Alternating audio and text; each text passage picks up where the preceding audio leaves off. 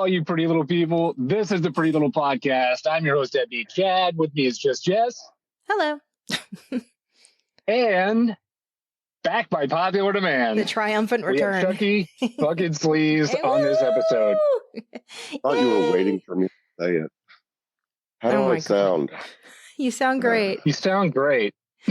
You sound rested and refreshed. You sound like someone who hasn't been on the podcast in too fucking long. I'm so glad we were able to work this out. Yay! Hi, Chucky. Well, we understand. I mean, he had to go back to his dimension to fight in the war. Well, yeah, I was trying to figure out what story we were going to say, if we were going to tell the truth about the war, or if we were going to like be wandering through the forest and found this little gnome creature and brushed it off and took it home, and it turned out, oh my God, it's Chucky. He can come back now. Yeah. I mean, we certainly weren't going to say he was in prison for the past 8 months. Why would we? You know, it is what it is. Yeah, that wouldn't be true at all. No. So, making up shit about me. We said it wasn't true. We said it was not true. That the making up of the shit is if you were in fact in prison for the last 8 months. Has it been 8 months? Also, don't act like you haven't been listening to the podcast. I know you've been listening to the episodes you're not on. Oh, really? Of course I have. Oh, well, now I'm all self-conscious. I know you're one of the 11 people that listen to this. I just listen to like crime podcasts and stuff. No, I don't. Oh, I see how it is. Same. Oh, I love you. I'm just... Just not enough to listen to your podcast. Yeah, got it. Yeah. I mean, I don't listen to the ones I'm on. All right, quick break. Chad, every time you vape, I can hear it, so you probably want to mute yourself and then unmute. Because it'll drive you crazy during edits, unless you don't care. That's part of the experience, baby. Okay. Dude, I don't care. It's your podcast. I just wanted to let you know what I'm hearing in case you're like later on, you're like, God damn it. No, I'm going to hit the mute button and then I'm going to forget I'm muted and then I'm going to talk and then I'm going to be on mute. So Chucky... by the way, Jesus. Am I making any sounds that will turn people off? Who cares? Well, you. Well, just be you, man. I don't care. Can you hear me sucking on my fucking cancer stick or what? No. So regardless of where he's been, Chucky's back, at least for a little bit, and we love that for him. And for the people out there listening, just so you know, the way that we're having to do this is remotely because this is the way we could get Chucky on the show, and we want him here, so we're doing this over an app. Well, and honestly, that was our bad. We moved further away. So. Yes, for sure. But you know, there's probably a little lag between us, so we might accidentally talk over each other or something. It is what it is. I mean, this is what we can do before. So yeah, but whatever. Yay, technology. At least somewhat working, kinda. And but yeah, no, we figured for Chucky's triumphant return, as I said. That is so loud. We thought it would be best if you picked, right? You got to pick the topic. And you picked him. Chucky, what'd you pick? I picked a little movie with an amazing song on it that goes like this. When I go ashore and get my pay, I'll go and I see me. Like her toss her shoes, she'll clean my pipes, my buddies too. Don't need a church to find my way.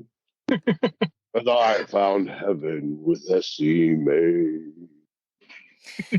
Cabin Boy is it's a 1994 American fantasy comedy film directed by Adam Resnick, co-produced by Tim Burton, and starring comedian Chris Elliott.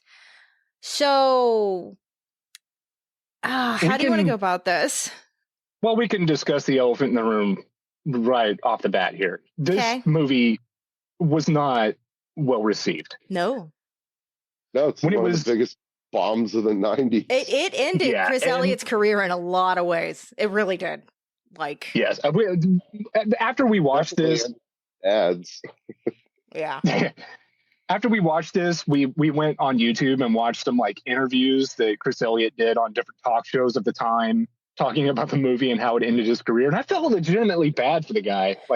I don't think this movie is terrible. So I've definitely seen worse movies than this. Yes. However, Chad, when Chucky said that this is what he wanted to watch, both you and I, let's be honest, were like, oh, fucking no. Because we hadn't seen it in a long time. Well, no. My experience with this movie, when it hit video, I had like 3 friends that loved this movie. And every time I would spend the night at their house, they would insist on watching it. Oh. So as a kid, I saw this probably 6 different times between friends' houses. And it just seemed like that thing that they all wanted to do. And I didn't understand it. I didn't like it. I didn't really know who Chris Elliott was. Like, I knew him from different like sitcoms and things of the time, but I didn't know he was a movie star or anything. I think this is the first movie he was in. He was supposed to helmet like he's the main dude. This was supposed to launch him, right, to the next level, and instead it plummeted him to the bottom of the ocean. Well, I will say up top, I was not excited to watch this. I had no fond memories of this aside from when they were throwing shit at him and making him dance because I fucking hated him, and I enjoyed that. But with that being said, after watching it again, this is actually pretty fucking funny. Like, I enjoyed it so much more than I thought I would. So thank you, Chucky, actually, because I found myself, and I went in very guarded, very reluctant, and I laughed several fucking times. I don't know if I have devolved in my sense of humor or what, or if I've gained a better appreciation. But this shit was pretty funny. I certainly don't think it was bad enough to tank a man's career. Like, I don't even think it's the worst movie that came out that year. 94. You know years of movies better than I do. I don't know. I mean, you had your big hits in 94, right? You had Pulp Fiction, The Mask. There were lots of hits. I think even like the second Ace Ventura movie came out. That might have been 95. I don't know. But, Dumb and Dumber. There were big movies coming out. But, this one kind of just... different kind of humor. I like this movie better than Dumb and Dumber, but I don't really like Dumb and Dumber. So the fact that was such a huge hit and this one tanked so abysmally is kind of strange to me. I just don't think it was fair. Now, looking back at it now.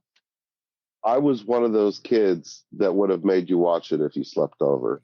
Because yes, I know. That's why we love you. My parents were very cheap. So this was one of my Christmas presents one year, and I probably saw it so many times when I was a kid, and I fucking loved it. And I loved everything he did. I mean, did you watch Get a Life? Of course you did. Yes. Yeah, I did. Yeah. I mean, I thought he was great. And this ending his career then was just, it really disappointed me. Like the next time I saw him was in Something About Mary. He was Woogie with the zit on his eyeball. That, wasn't he? Yeah. He was in the Scary Movie. That's what I was thinking. Scary Movie or Scary Movie 2 with the baby hand, and I hated that shit too. So I was that at the time that just fed into my God damn it, this guy. Yeah, but I mean, when it comes to Chris Elliott, I mean, like he's, especially in this movie, in a lot of ways, he comes off, he's supposed to be, he's the butt of the joke though, right? Yes. Right. And I think at the time, I was like 9 when this came out, so I just thought I thought it was stupid. And now, like, there were several lines that he said, he's just such a fancy lad. And I was like, oh my God, I can't with you. He is like laser focused into this character. Oh yes. This character is, for all that he goes through changes in the movie, right? He's still that character. Like it's bred in him to be a dandy boy. He doesn't know anything else. I mean, fancy lad. Yeah, he's a fancy lad. Nathaniel Mayweather. Oh, Jesus. Perfect. That's perfect. So Chucky, you want to give us like a general synopsis of the plot of this thing? Well, Nathaniel is in a finishing school, which I guess is prep school, but like the master's degree version of a prep school, where you learn how to be a proper gentleman. And his dad sends for him after he graduates, and he's supposed to get on the Queen Catherine, which is a big luxury liner, and he ends up on a fishing boat because there's a cow in the way at the sign that tells him which way to go. Cow's blocking the arrow, tells him to go to the right way. And first of all, he's taking a cab to get to this boat, and the cab driver is just done with his shit. Limo. So he throws him out on the side of the road. Yeah, limo, whatever. Yeah. Yeah. Well, because like so he's walking, and while he's walking, he's looking at the signs that are pointing him in the direction of this ship. And like Chucky said, there's a cow in the way, so he gets on a detour, basically, and gets on the wrong boat. Yeah, and shenanigans ensue. I wasn't going to talk about the whole thing. Right. We're going to stop and... All right. I'm sorry. We're doing it again. No, we're not. Do it. Yeah, it's fine. No. We need a setup for this because... So, anyway, basically... And it's all about how he fucks everything up for these fishermen, and then they... Yeah, because, I mean, they're real roughneck, proper fishermen. I mean, they're all ridiculous, too, and I love them all, and I like the crew better than him, but you're supposed to. You know, he's off-putting in every single way. Everybody fucking hates him, from his principal, like, to everybody on the boat. Like, because he's so fancy, but he's a fucking idiot and so naive, but also super egotistical. And it's like the worst combination of character traits possible. It really is. But that's what makes it work. Well, the beauty of it, like I said, it's a fish out of water story. Like, he gets on this fisherman's boat and he thinks it's the Queen Mary, but it's themed like some kind of pirate boat or whatever. Yeah. So that's the basic setup for this movie. He's in the wrong place.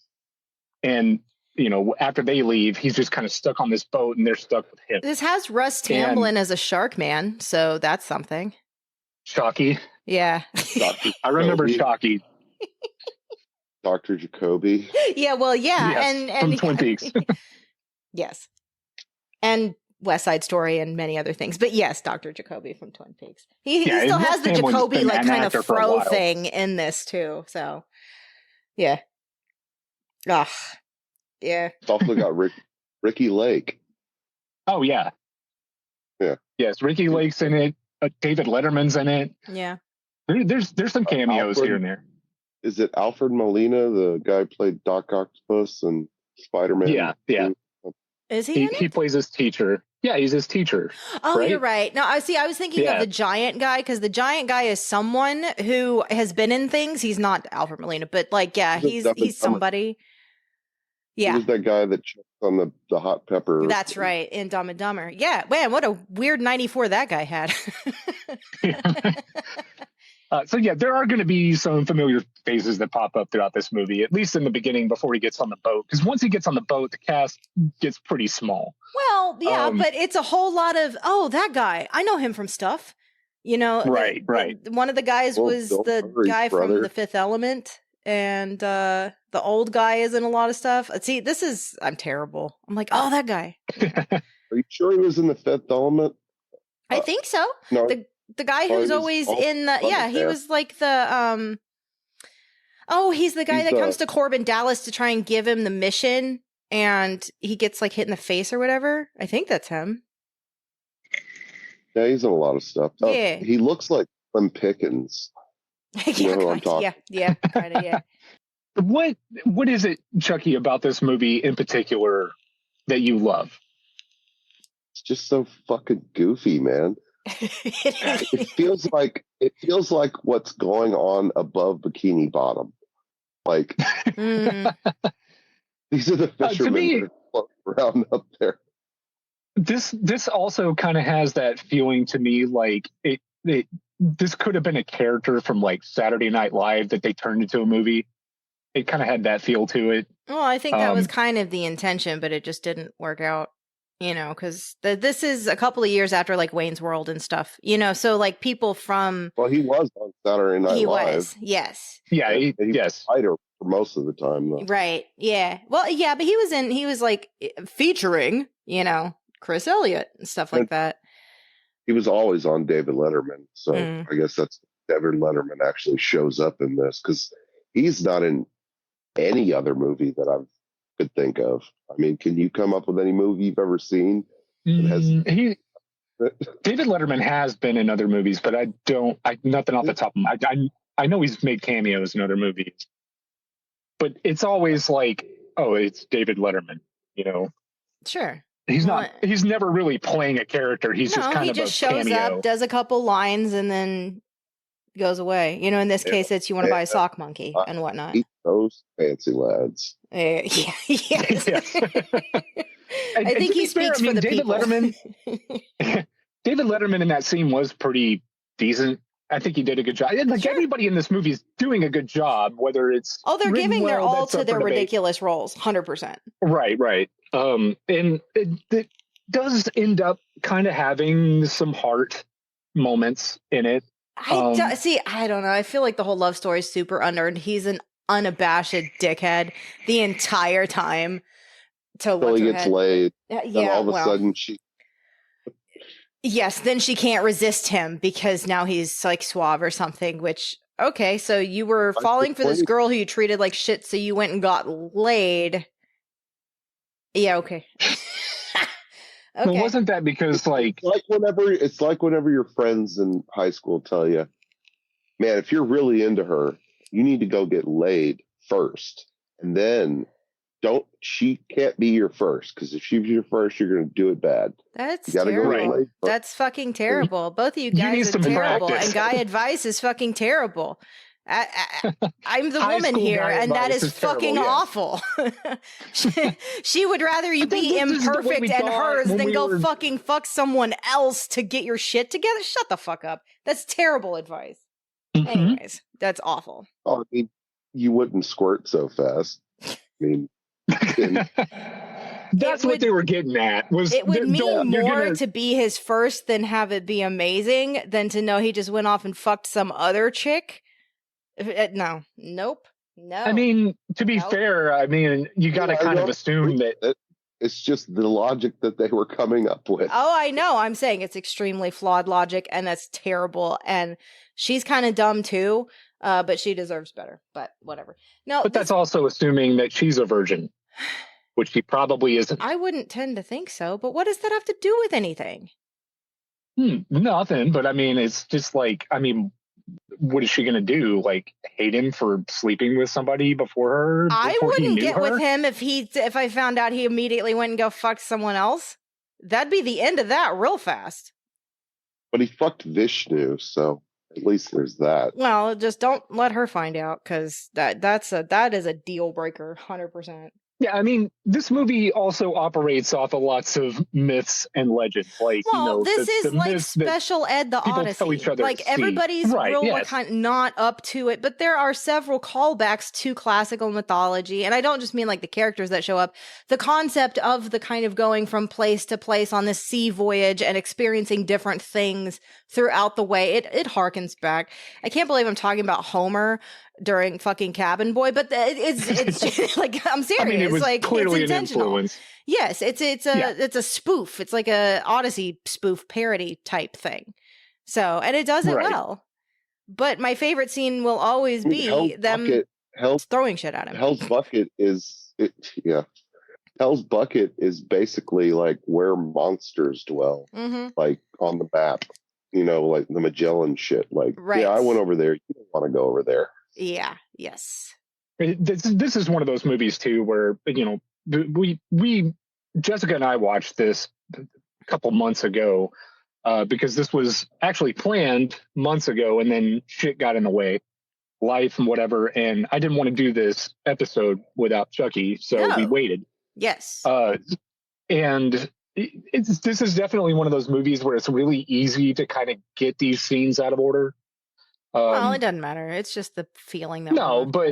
if what we're saying here doesn't make sense or it seems disjointed, that's because this is more of an off the cuff conversation about it versus a scene by scene breakdown. Yeah, I don't see that it's streaming anywhere for free online. I guarantee you, if you go to like a movie trading company or something, you can find it for a couple of bucks used on DVD. But you can like I paid money, and at the time when I rented it on Amazon Prime, I was cursing Chucky's name a little bit. I was like, "Am I actually fucking paying money to watch?" It was like $3. But I've actually paid for it twice on Amazon because I had it a few years ago, and then they took it away from me. Well, that's rude. I had to pay again, so I've paid $40 for this movie in the past 5 years. 40? I think that's more than it made in the box office. Do you feel like you got $40 worth of entertainment out of it? Fuck yeah, I did. All right, well, that's what matters. No, I mean, want to make a sequel. Oh my god! You Cabin never Man. say never.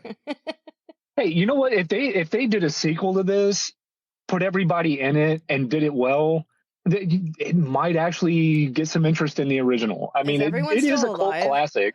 This does have a cult following. Me more than any other character. Oh no. I always think about that too. There was something we were watching very recently that I was like, man, it's really weird to sit back and think that when I watched this as a kid, these people were so old and now I'm older than they are. Yeah. I don't remember what it was, but you kind of look like Chris Elliott in this a little bit. Me? As his wife, I'm offended on his behalf and mine. I mean, I still have all my hair. I'm not a dandy boy. Thank you, lad. You have far more of a chin than he does. We're not here to shit on Chris Elliott. I have facial hair. I guess he does too. Yeah. My facial hair is dark. His is blonde. Well, maybe you should try and be a fancy lad for Halloween this year. See how it works. Get the wig. Yeah. Sure. Why not? Go out and put some cooking oil on. Get you a nice suntan going. Right. I'll put together some chum for you. And you'll think it's chocolate milk. What else do you want? Oh yeah, Brian Doyle Murray's also in this. Yeah, that's true. Yeah, that's not him. That's actually Pops who says that. It is Pops. Right? Brian Doyle Murray is in it. Yeah. Yeah. Yeah, he has a bigger role in this than he has in most movies. Which, it makes sense from the time. I mean, he popped I up knew in him from Wayne's films. World is what I knew him from initially, so. Yeah, he was like the guy you went to for a cameo in a movie or just, it was either him or Clint Howard is the other one that would just pop up in every fucking movie. Honestly, Clint Howard would have fit in with this crew really well. Brian was in that show, Misadventures of Flapjack, which the humor in that reminded me of this a lot when I started watching that cartoon. I've never. Have you ever seen it? Mm-mm. It's crazy.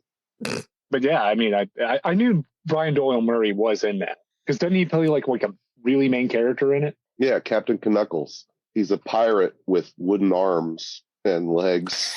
He's just a stump and he one of his main storylines is how he makes his wife out of candy. It's just a mannequin like shape. It's made with peppermints and like sour balls and okay. She's called Candy Wife. And the whole story is about him taking this crazy little orphan boy on adventures inside of a whale's mouth to find candy, and pretty great, man. You should check it out. Yeah, I mean, it was Cartoon Network. What you're describing sounds like it really would fit well in this movie. Yeah, another thing that really reminded me of it was Drinky Crow. Did you ever watch that? I did watch Drinky Crow. Yeah. Didn't he also? Wasn't he on commercials for something? There was like a product that he was like the mascot for back in the early 2000s. Maybe. I don't know. I could be wrong. I know that there's lots of crows as advertisement, like that root beer schmeckies or anyway. Tony Billionaire, the same guy that made Drinking Crow. One of his main characters is called Sock Monkey. Yes, which is David Letterman. Yeah. Yeah. Right. I think Tony Billionaire, the creator of Drinking Crow was a little bit inspired by Cabin Boy. Interesting. Because the that is very possible. I do need to point out he was in Nothing But Trouble as well. He was he was FBI agent Brian in Nothing But Trouble. The guy that shows up at the door at the end. Mm-hmm. Yeah. Yeah. No, he's just one of the guys who's in everything. Yeah, he was one of the anchors on Weekend Update. Oh yeah, and his brother is Bill Murray, of course. Yeah, you know, when you Google him, it says Brian Doyle Murray and then in parentheses Bill Murray's brother, which I think is kind of shitty. Like this man has a decades-long career of his own. Look up Clint Howard, and I promise you the same thing. That's true. Do you think he would have had the same career he had if his brother wasn't Bill Murray? But he still has to be talented, and I know him as Mr. Vanderhoff from Wayne's World, right? And like but every role he's in, he's very much like he's an asset. You know, maybe initially because Bill Murray became what he was able to get his brother in the door, but his brother made his own fucking name. You know, wasn't he also on Married with Children? Yes. I thought so. Do you feel the same way about Clint Howard? As you do? No. No. Clint Howard is kind of like he's kind of more of a creep than Brian Doyle Murray, in my opinion. Maybe it's just the roles he's picked.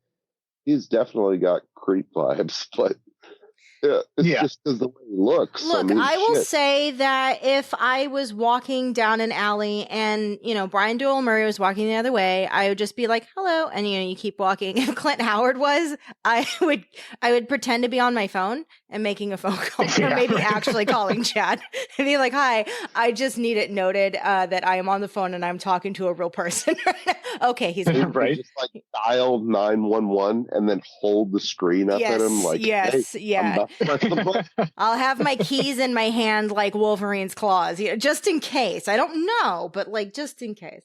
Clint Howard is the guy that, like, you know, when they're writing a movie, right? They're like, okay, we need a homeless pedophile, and they go for Clint Howard. Well, and I tend to think he just shows up, like, and whatever movie he's in, it's just what he was wearing at the time, you know, and his hair is always kind of foof in the back and disheveled. And I mean, for all I know, he's a wonderful person, and I'm being a complete bitch about that. It's with just the vibes, exception man. of How the Grinch Stole Christmas, Jim Carrey movie. He was one of the Who's. Oh, yeah.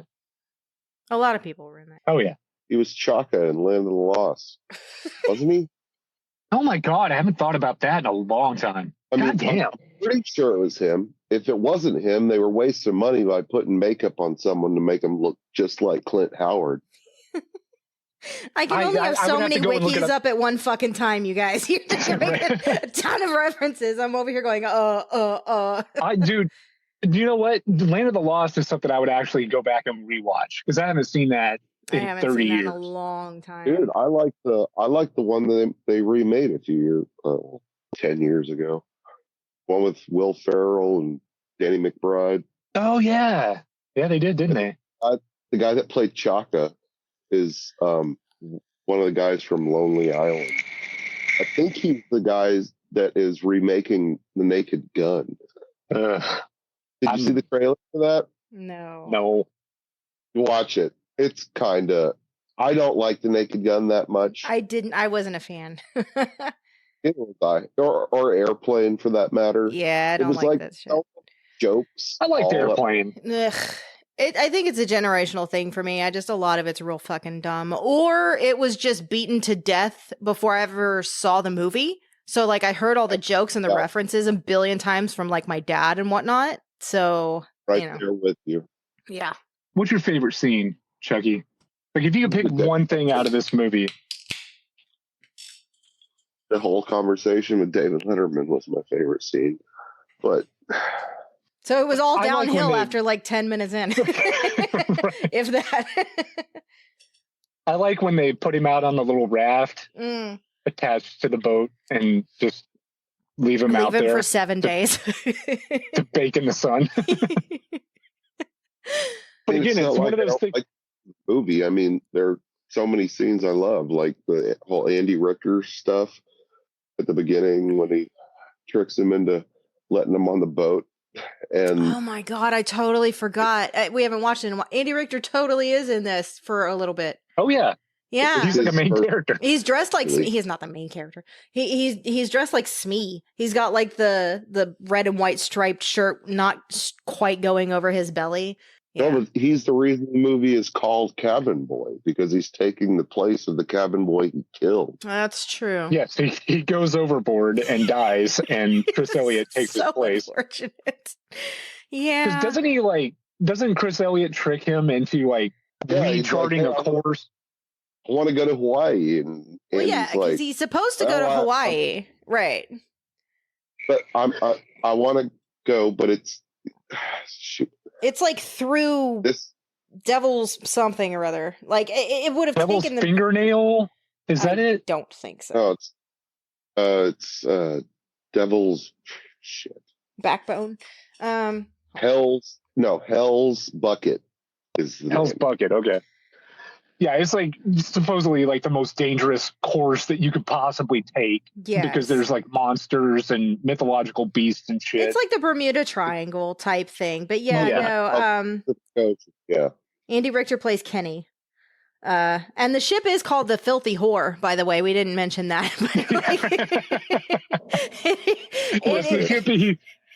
the fucking what do you call that?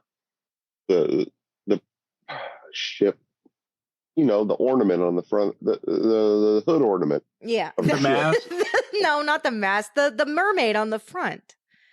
Oh, yeah. The yes. Hood ornament. Yes. What is that called? Totally what do they call that? That has a name. It's just called figurehead. It's a figurehead. Mermaid figureheads carved wooden sculptures. Yeah.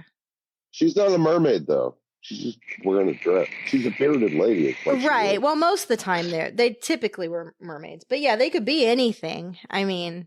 I also really liked the Chucky situation. The whole concept of Chucky. Because Chucky falls when they put him out on the raft. Like he sees Chucky, who's this mythological shark man. Yeah. He's like he's like a mermaid, but a shark. He's a shark man, yeah. And he's a merman. Yeah, exactly. Yeah. And he falls in love with Chris Elliott, and rescues him from drowning and puts him back on the boat and shit.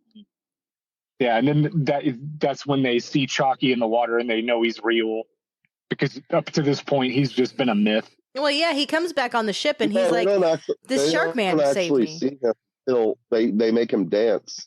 Yes, and they make him dance, and she starts throwing stuff at him, and then Chucky gets pissed off because they're messing with his little buddy, and he starts headbutting the ship. Yeah, yeah, knocking the hole in the bottom of his ship. So they throw a dummy out in the water, dressed up like Nathaniel, and shop. Yeah. Anyway, they end up on the island. He bangs the lady with all the blue arms. It's true.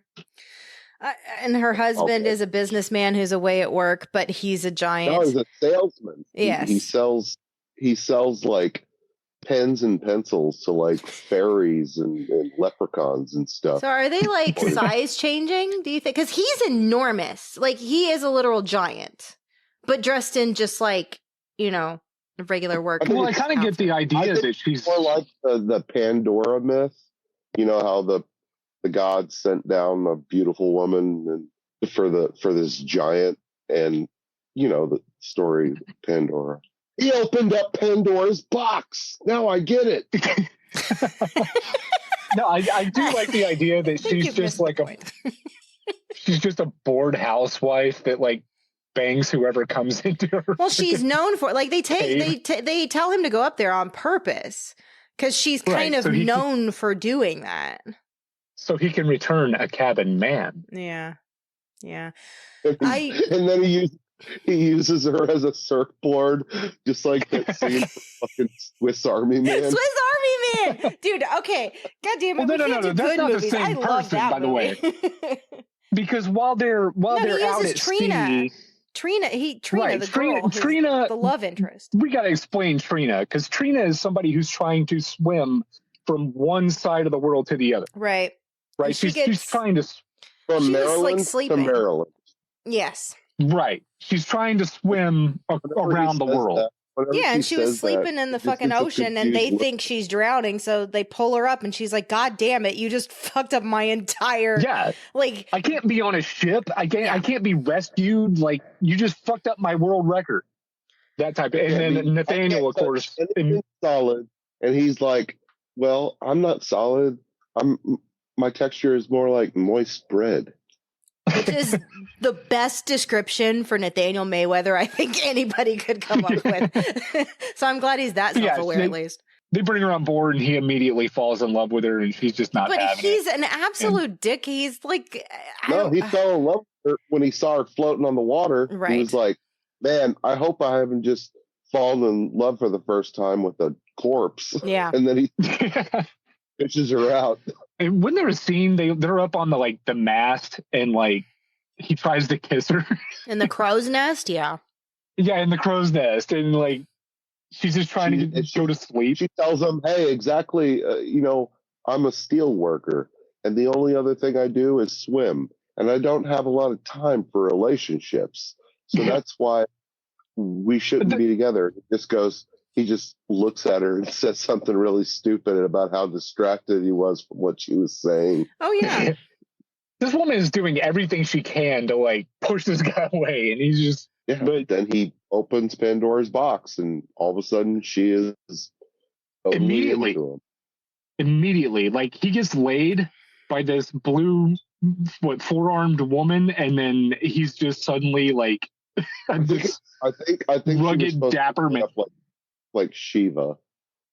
Yeah. Yeah. There's there's definitely parallels to that. But like Jess mentioned, like her husband is a giant, but he's also a businessman in a suit. He's just a guy. No, he's just a salesman. He's dressed like Shaun from Shaun of the Dead when he comes in. Yeah, just like a dress shirt and slacks. Yeah, it's a regular guy in a suit, but he's big. Like 200 feet tall or something. He's just, which again is like in the Odyssey, they meet the Cyclops and things like that, like these enormous creatures who become hostile for one reason or another. Like it is weird. I mean, I say weird. It's intentional, obviously. And it's a parody and a spoof, like I said earlier, of the Odyssey in a lot of ways. There's these little things that if you know the story, you're like, oh, Jesus. Okay. Yeah. No, I see what you were doing. Have you noticed about like how it seems like a movie that could be set in the 1800s or something throughout the whole movie until the very end when they start using phones and they're in modern society? Well, he does get in a limo at the beginning, but it changed that to like a carriage, like a horse and carriage type thing. And totally. I didn't even think about the limo. Haha! Debunked. I mean, it is very much like a mix of it's very out of time. Old. Like once he gets on that boat, and it kind of plays into the Hell's Bucket thing and all of that. It is an otherworldly, almost like going through a portal type experience because he makes no sense in the modern fucking world. This whole fancy lad bullshit. Everybody on the boat, aside from Trina, doesn't make any fucking sense in the modern. People weren't really on boats like the filthy whore to that level. In the 90s, there were gives better. Me a real Time Bandits kind of. Yeah. Feel. Yes. Yeah. Over in a lot of ways. We haven't even talked about the ice giant that shows up and the way he dies. No, it's just a bunch of ice cubes spread out over the fucking deck. When he falls and like. Just breaks apart into ice cubes. Yeah, yes. Just becomes a slushy. Yeah. Yeah, it just feels like they didn't really know what this movie was supposed to be. I think they knew exactly what this movie was supposed to be. I think the rest of the world, myself included, just didn't fucking get it at the time. The director, Resnick, right? Yes, Adam Resnick. What else? Yeah. He's done other stuff, right? Oh my God, you fucking people. All right, one second. You get out of Brian Doyle Murray's wiki and go find out. Well, it says he's best known for his writing Late Night with David Letterman. Let's see. He wrote Cabin Boy. He wrote Lucky Numbers, starring John Travolta and Lisa Kudrow. And he wrote Death to Smoochie, which is kind of interesting. I know that's Robin Williams as like a Barney thing, and that was really, I haven't seen that in a long time, but it was pretty fucked up. I thought that was directed by Bobcat Goldthwait. He wrote it. We're talking about he wrote. Oh, okay. Yeah, he's a director, producer, writer. He wrote for David Letterman. He created the story for Cabin Boy. He wrote the screenplay there and directed it. Or hold on. Yeah, he wrote and directed Cabin Boy. And then he wrote Lucky Numbers and Death to Smoochie. And then, yeah. I think I get his name mixed up with the same director who did Dark Backwards. Damn it, don't look it up. It's all right. Oh, I'm not. We haven't yet. I thought we already did the Dark Backward. What? No. I'm not going to do that without you. I don't even know what the fuck that is. So you definitely haven't done Judd it. Nelson? Oh, I like Judd Nelson. Oh, okay. Oh, no. So I'm not going to like it. Okay, cool. I'll just go watch The Breakfast Club again and just leave me out of it. The Dark Backward is like the grossest movie ever made. Really? We need you there to counter how much we love this. No, I don't want to. Is it, am I going to, oh, no. It's the grossest. It will make you take a shower after you watch it. No. Yeah, it is filthy. It is the I feel like grossest, you had me filthiest movie. watch something about it at some point, Chad, now that I'm thinking Bill about it, because you were like, Judd Paxton. Nelson's in it. You like him. And Bill Paxton. I like Bill Paxton. Bill Paxton and It's got Wayne Newton apparently in it. Yeah, I was about to say that. She's the girl that Laura Flynn Boyle. yes, she is. So she is in Twin Peaks. Yes, she is. She's a main character in Twin Peaks. Truth. And she's yes. You were you going to talk about Wayne's World, Chucky? Yeah. Yes, she's the girl who stalks Wayne in Wayne's World. Yes. Yeah. Yeah. Wow. Yeah. No, she plays Rosita. James Caan, Rob Lowe, someone named King Moody. It plays someone named Twinkie Doodle. So there you go. I don't know what I'm dealing with here. It's a lot like it's a lot like the Joker and the King of Comedy. You know that De Niro movie. Yeah. Yeah. Mixed with something like Meet the Hardheads. Oh, it says it follows a garbage man who tries his hand at stand-up comedy. Failing miserably until a third arm mysteriously grows from his back. Lovely. I love body horror. That's my favorite. Did you mean Meet the Hollowheads? Yeah, that's what I meant. Yeah, okay. Because I was like, wait, what is Meet the Hardheads? I need to know what this is. But I know what Meet the Hollowheads is. Yeah. The two of you have a much wider knowledge of this kind of stuff. I'm here for other things. Dude, Chucky and I are the same age. We were born 2 weeks apart. It's nice to be the baby of a group for once. You're a year older than me. By 2 weeks. Yeah, and Chad's now, since he had his birthday, 3 years older than me until December. And Chucky has a birthday coming up. Oh my goodness. Oh, so we might have to do something special for that. We could do this stupid, gross-ass fucking movie y'all are talking about that's going to ruin several people I like in my life. That's fine. Hell yeah. Ugh, I'm so gross. I'm already so not here for this. But for two of you, I'll do it. Chucky's not lying. It is definitely one of those movies that you don't want to be eating when you watch it. Lovely. Yeah, I love that. When you're done, you're going to want to take a shower. I am going to spend most of it like looking at you going, okay, let me know when I can look at the screen again. Everybody, like Laura Flynn Boyle, right? Yeah. Beautiful woman. She is so absolutely disgusting in this movie. Yeah, she is greasy. She looks like she hasn't bathed in 10 years. Everybody in this movie made this movie like bathed the whole time they were watching. I mean, yeah, because of the way they look in it, like it has that authentic, like, not bathed anymore. Cover this movie. Maybe we should stop talking about it now. I was going to say the one thing I will say, keep an eye out, I suppose, since apparently I'm going to have to watch this fucking thing. The Dark Backward. The director, his name is Adam Rifkin, and he directed Mouse Hunt. Wow! So that's a thing. Oh, that's funny. He directed quite a few things. Yeah, and each of them have references to this movie in it. Oh, I guess I have to go watch Mouse Hunt was a movie my brother watched a lot when he was little. Okay, I was too old. Well, I only saw it because he was, my brother is almost 12 years younger than me. So, anyways, we're here to talk about Cabin Boy. Come on, guys. There's plenty to talk about this movie. Basically, the way that this breaks down is that it's a fish out of water story. Or on the water. Right. And through the movie, Chris Elliott's character, Nathaniel, is just annoying the shit out of everybody. They try numerous times to get rid of him, and they just can't. He's like, eat the cat, right? He's perpetually optimistic. Any scenario you put him in, he just gets through, like, unwittingly. Well, yeah, he stumbles ass backwards through a variety of different fucking things. And at the end, he winds up getting laid by the blue forearm woman and becomes a man. And irresistible to Trina, apparently. She's like, oh, hell yeah, no. Clearly this man can fuck now. Oh, gross.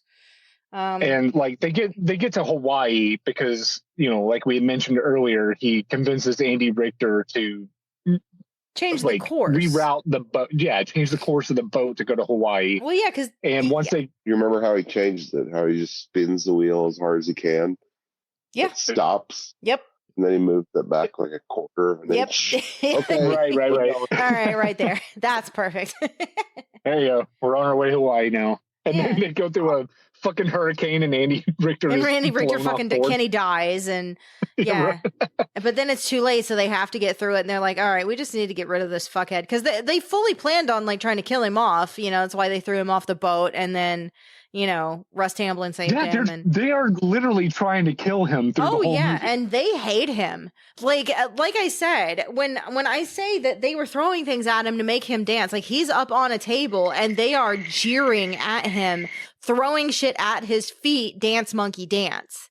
Right. And there is something, like, even back when I initially saw this movie, I cannot describe it. You guys got to go see this, but there is something to the way his body moves, this weird, awkward thing he does while people are throwing shit at his feet, that to this day, it really makes me laugh. It's so... It kind of reminds me of the way that Steve Martin would move, like as like Edward Grimley. Yeah, Steve Martin. Like, yes, that was Martin Edward Short. Grimley is Martin Short. Yeah. What did I say? You said Steve Martin. And then I said Steve Martin again for the jerk. Yeah, the lesser known Steve Martin Short. Yeah, he never. Yeah. Steve Martin wasn't the jerk. Yeah, Ed Grimley was Martin Short. Yes, really inspired by the characters that they played, which would make sense. I mean, given his SNL background and his, they're of the previous generation. But yeah, it really is. It really is very. Aren't they both Canadian? I don't know about Steve Martin. I don't think Steve Martin is. I thought they were both like part of the SCTV group. No, Steve Martin wasn't on SCTV. I might be thinking of Rick Moranis. How can you get those two confused? I don't know. What? Rick Moranis absolutely was on SCTV, as was Joe Flaherty and like John Candy and a bunch of other people. But Steve Martin wasn't. Steve Martin was doing his own stand-up thing. He had the whole King Tut thing that he would do. And he was on SNL, or at least he would like host. Because I know he had that whole thing with Dan Aykroyd, the two wild and crazy guys and all that shit. No, he was definitely an SNL cast member. Was he? He might have just hosted. I don't know. These are elder millennials trying to talk about shit. The cast members on SNL back then were a lot more sporadic.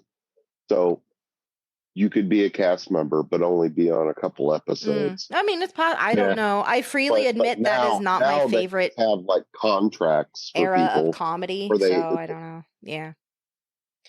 Well, yeah. At the beginning, it was much more free for all, like you were saying. Like it was just kind of a rotating group of. They had their core members. They're not ready for primetime players and all of that. But then there were people like that. George Carlin. He was one that showed up occasionally. But that was before I was watching it. Well, yeah, all of this we're talking about is before any of us were born. And none of us are young. So it's been a while. John Belushi, that type of thing. Dan Aykroyd, I know, was. One of them But yeah, probably throughout the movie, they are trying their hardest to kill this character off because they hate him so He just much. will They're not trying die. to like, right, exactly. And then they eventually get to Hawaii, and that's when they decide that they're gonna go their separate ways. Right, the shipmates are all gonna get back on their boat and go. Trina's gonna continue her swim, even though she really across should the have to equator. start over because. But right. And then Chris Elliott is going to meet up with his father or whatever. And just really quick, his father in the movie was played by Bob Elliott, who is his actual father. So I think that's Nice. kind of cool. Say that. Yeah. I had Chris's like joke autobiography when I was a kid, and it had a foreword written by his father. Oh, it was basically like his father in this movie. You'd imagine my kid's a nepo piece of shit, and so that is amazing. His whole career, he has his father playing his father in his shows, like on Get a Life. His father was played by. His father was played by him as well, and he acts like he hates them in every single thing. Just never let the bit die. Like keep the bit going, no matter what. Yeah. Chris Elliott was known for playing this type of character, though. Where it was just, he's the failed son. He's the very failed easy son. to hate. Oh, the failed son archetype, absolutely. Right, where everyone around him hates his guts and tries to kill him. And he has no idea. Right, exactly. He's just oblivious to the whole thing. He's just going about his day. Which makes it worse. Yes. Chris Elliott he plays the character. He's the guy at the mall. Like when you're at the mall and you're trying to get somewhere, I already know the and they're person just walking too slow in front of you. I already knew what you were going for. Yes. 100%. Yeah. Chris Elliott is the guy who's in front of you walking too slow. But he just kind of wanders a little bit to the left and the right as you're trying to go around him. Sorry, Chucky, go ahead. I have not. Fuck. I have not watched Schitt's Creek yet. Schitt's Creek. You gotta watch that fucking show, man. I have heard nothing but good things about it, and I like several people. Like Catherine O'Hara's in that. Yeah. Well, he's kind of his name is Shits, so he's not the main character, but he's a big part of the show.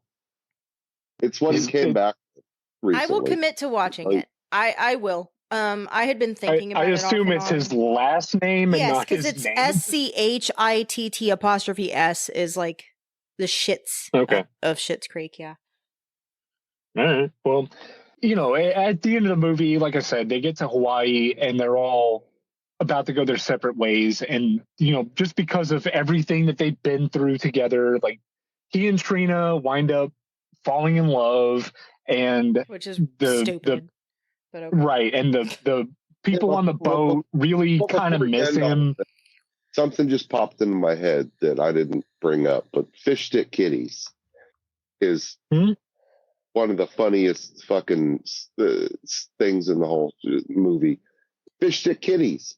Remember that? That's all they eat. Oh, that's right. He makes fish sticks, and he makes little fish stick kitties like two held together by toothpicks, and they've got little blobs of shrimp sauce around it. Yeah, with little tiny uncooked popcorn shrimp on top of the blobs.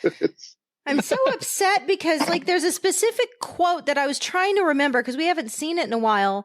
But there was something he said, right as he was drifting off to sleep. I don't know if he was knocked out or what, but it was so fucking funny. And when I look up Cabin Boy quotes, it's just the stupid, these pipes are clean, which is such, it is permanently stuck in my craw as I fucking hate that line. I use that line more than any other fucking movie line. I hate it. It's all anybody remembers, man. Like when Chad was like, Chucky wants to do Cabin Boy, all I could see was these. Would you like to buy a monkey? I'm like, God damn it, no. Oh, damn it. I can't find it. We probably mentioned that was right after he got laid for the first time. Yes. Well, yeah, they were talking about she'll clean your pipes, blah, blah, blah. And yeah. Right. Steps out and it's this big triumphant moment. And are clean. Yeah, I hate it so much. I can't find the fucking line. Oh, damn it. I should have rewatched this again. But it was something. Fuck. because he speaks in a way out of time.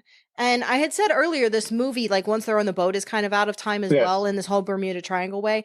But he speaks in a but not authentically. It's as if someone was LARPing as a Victorian fancy lad type fucker, like a fop, but doesn't actually know what it was like. It was just like their idea of it. So he's fucking ridiculous. And he's even like in a wig. Oh yeah, for a while until he loses it, and then he finds it again. A dandy boy fop wig. Yeah, stuck to her whenever he fishes her out of the water. That's what attracts him. That's right. That's right. You're right. My hair is stuck to your hip.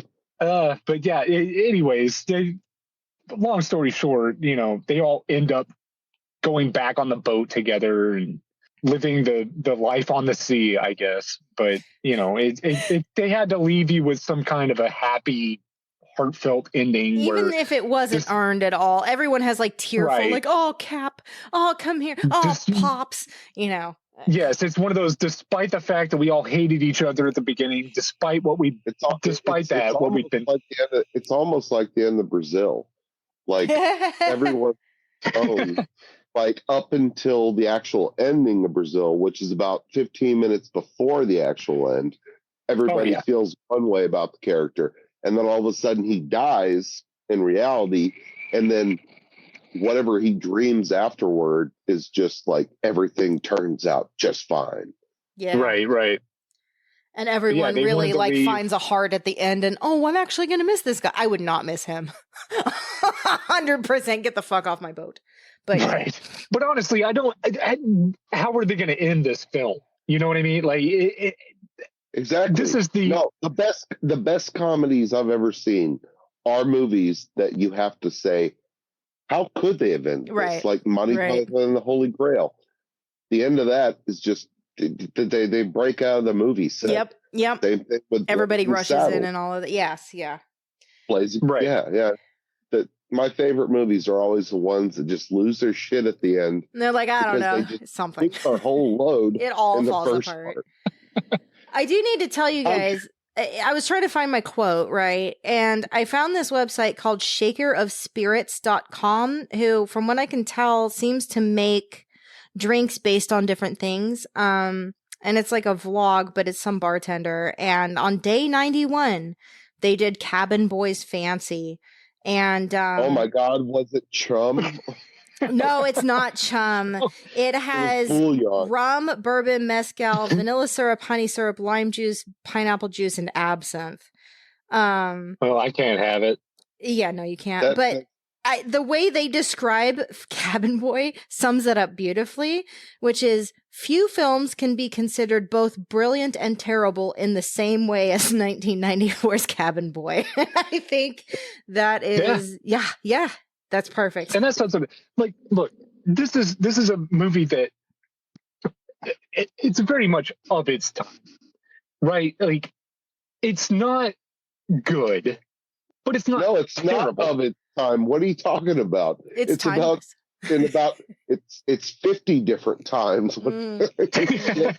I mean, like, this is a movie that could only have come. Like, I've said many times that my favorite movies are between 1985 and 1995. That decade of movies is where they were taking risks on films like this that were they were not going to be anything more than get your ass in a theater, get your ass some popcorn, sit down, watch this for 90 minutes, and get the fuck out. So, I'm going back to shakerofspirits.com because I really think they start off with a quote, okay? And it's a quote from when he's kicked out of the limo at the beginning of the movie, where he says, "Dear Lord, I'm about to embark on a brisk walk, the first bit of exercise in my young, privileged life." And that really does say everything you need to know about Nathaniel Mayweather. But they leave you with this. Sometimes we need to sit back and laugh at ourselves. That line about his privileged life really pokes fun at the life experience of being privileged in the first place. Even through the lens of comedy, we can see the most horrible example of a privileged youth can change for the better. I think a lot of us can probably see ourselves and our own sense of entitlement in this character. When we recognize this, we can change for the better. We can learn to grow. If a fancy lad can do it, then so can you. So there you go. Perfect. Well, you can go ahead and cut it out, but Donald Trump Jr. needs to watch this movie. Who? Donald Trump Jr.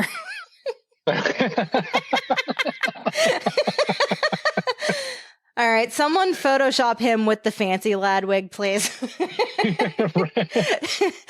the podcast. I'd love to see it. At the end of the day, this movie is, like I've mentioned before, it's not great, but it certainly isn't terrible. There's a lot to enjoy here. Watching it as an adult, I got way more out of it than I did, years ago as a kid, not really giving it a chance. Mm-hmm. But what's great about this movie is it's a movie that could be made now, and you wouldn't even know it was made now. Because aside from the fact that no one has cell phones, the internet doesn't exist. Well, they still could have invented him walking on with the new iPhone and them not having a signal, or signals going wonky in Hell's Bucket. Like they could totally work that out. His iPhone was in his luggage. Yeah, sure. But of course, that wouldn't be the fact. It'd be in his pocket because everyone's attached to their fucking phone. Right. So. For sure. But no. I highly recommend it's on Amazon. You do have to buy it. Yeah. There's a lot of places you could get it. It's never more than a couple of bucks. But I don't think this movie deserves anywhere near the hate it got, even from younger me. Like, I am revising my stance on this movie. There are definitely sections that make me go, because of how bad it is. But it's intentionally bad, and they're very aware the entire way through of what they're doing. I think they made exactly the movie they wanted to, and I think the world didn't quite understand it. And I think that's a shame, honestly, at the end of the day. Because this was not a movie that, it didn't start off with a director who walked out and quit because he fucking hated what he was doing and it got taken over by someone else. No, this isn't something that the producers came in and demanded a lot of cuts or anything like that. That happens a lot today. This functions.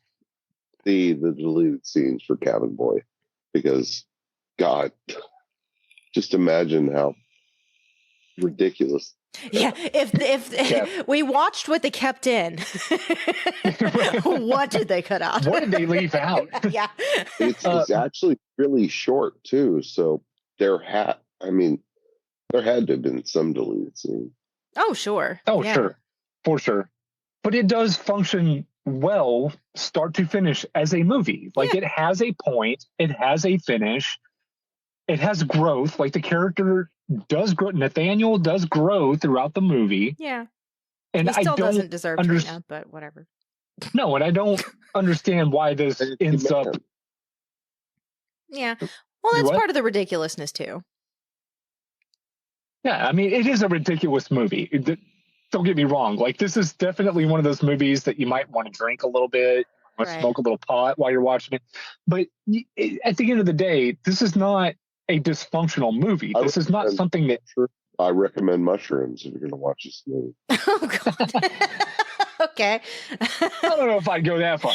But, yeah, whatever your brain-altering thing of choice is, why not? Just put it on. Or if you're just stressed the fuck out and you just want to watch something dumb that's very self-aware.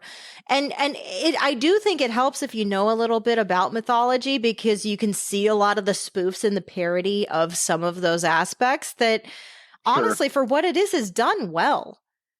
Is this a masterpiece? Absolutely not. But it was never intended to be. No. For what it is, it's a damn good example of a spoof of mythology, and you do show growth. I still never like him, but you're not really meant to, so that's fine. I do. I ended up liking him. Like, as as awkward and off-putting as he was when you first meet him, by the end of the movie, I get it. I understand why these. I think it has something to do when you were a kid, because you still like me. I do. I adore you. I'm the type of person that would have shown you this movie over and over again as a kid. So you're still into guys like us. Whoever your friends were back then, they seem to, I get along. Well, the ones that aren't in jail. Yeah. We're all fighting a war or whatever the fuck it is that we said he was doing. Yeah. No, I mean that literally. There are plenty of people that I was hanging out with back then that are in jail as we speak. Lovely. Okay. Yeah. And I've been on the cusp of being there quite a few times in my life, Chad. So, but I see the potential in you, Chucky. In thanks. contrast. And you know what? Honestly, since when I first met you to now, you've grown a lot, man. Big improvement. Yep. No. I mean this. Like, no, I mean you started off. Yeah, he started off as like this, like just no nonsense. I don't give a shit. No. But you've gotten a little softer as you've gotten older, and I've known you for what, 10 years? That's a now? compliment, by the way. Yeah. You mean it as a compliment. I know you do. Yes, I do. Yeah, I do. I'm sure the fact that the testosterone in my body isn't. I would have said more settled, but I wasn't gonna bring up soft or anything. No. Else. I have definitely noticed the little subtle changes just in your overall personality, your outlook, things like that. Like, it has gotten better. And I just wanted to let you know that, man. You wouldn't be here today. I wouldn't still be talking to you if you had been the same person you were 10 years ago when I met you. Yeah, you're not going to put this in the podcast. I don't know yet. We'll see. Please don't. Please don't. But yeah, like, praise? No, I cannot deal. We both love you, man. And we're glad you're here. And thank you for doing this, man. Yay. Honestly. And thank you for forcing me to watch Cabin Boy again, because it was a movie that was on my, like, no fucking way list. Like, absolutely not. But the whole time you were saying that you enjoyed it at the beginning, I was grinning so hard. And I don't grin. It is so much funnier than I remember it being. Like, if you're like me, if you're an old fat bitch, go fucking watch it again, man. I promise you it's better than you remember. It's really funny. But I tell you, I'm going to grin so much bigger when I hear how much you hate the dark backwards. Oh, that's already a guarantee. If it's a body horror thing, I'm going to be super grossed out. Like Cronenberg like type stuff, I don't deal well with. So if it's that kind of grossness, the closest Cronenberg I can think of to this movie is probably Naked Lunch. Oh, God, I literally was like, please don't say Naked Lunch, because I can't watch that movie. It is so much grosser than Naked Lunch. It is so much grosser than that. Why? Yeah, it is a gross movie. It is a filthy movie. What you feel choices in my life have led to me being here? But again, that came out in 1992, 91, something like that? Yeah. Again, it came out in that sweet decade between 85 and 95 where movies were taking risks. They were just seeing what stuck. And we got the masterpiece that is The Dark Backward and Cabin Boy out of it. So, wow. All right. It's a strange double feature, but I think this is how we should end Cabin Boy. Just as randomly it ends itself. Absolutely. I think it's talking about another movie while we talk about With that, we can call this an episode. Jess, where can people find you? I'm Jess Moon. I am at JHL Moon, mainly on Instagram these days. I do have a publishing house. It's called Shadow Spark Publishing. So you can check us out there. We have, I think, a little over 30 authors at this point. So, indie publishing house, shadowsparkpub.com. if you can read, if you like to read, and you want shit that like you won't necessarily get from traditional publishing for numerous reasons I'm not going into right now, check us out. We've got everything from fantasy to sci-fi to horror to all kinds of fiction, and they're lovely. So yeah, those are the two places you can find me. I'm out there. You can find me on Instagram at Chad J Moon. You can find the podcast on YouTube, as well as any major streaming service. On YouTube, we are youtube.com/@the Pretty Little Podcast 69420. Yeah. Chucky, where can people find you? Your mom's house. I know, she's dead. My dead mother's house? That's weird. Yeah. I don't even go to my dead mother's house. Well, if you're at his dead mother's house, that's actually not too far from where we live now. So what's your excuse for doing this remotely? Yeah. Yeah. Shut you up. I've missed you, Chucky. Miss you too. Buddy. It was great having you on. Bye, everyone. Right. Bye. Bye.